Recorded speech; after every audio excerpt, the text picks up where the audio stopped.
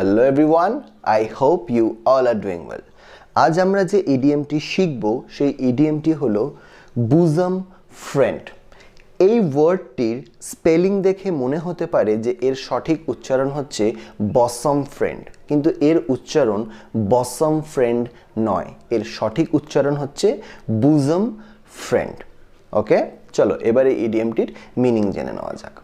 আমাদের লাইফে এমন অনেক ফ্রেন্ড থাকে যারা আমাদের খুব কাছের হয়, যাদের সাথে আমরা মনের সব রকম কথা শেয়ার করি, যাদের ওপর আমরা ভীষণ ভরসা করি, মানে যারা আমাদের খুব কাছের বন্ধু হয়। এমন ফ্রেন্ডদেরকে বলা হয় বুজম ফ্রেন্ড বা প্রাণের বন্ধু। তাহলে এই ইডিয়মটির মিনিং কি হলো? A very close friend. চলো কয়েকটা এক্সাম্পল দেখে নেওয়া যাক। First example, Rahul is my bosom friend and we never quarrel with each other. যার মানে হচ্ছে রাহুল হচ্ছে আমার খুব কাছের বন্ধু, খুব প্রিয় বন্ধু।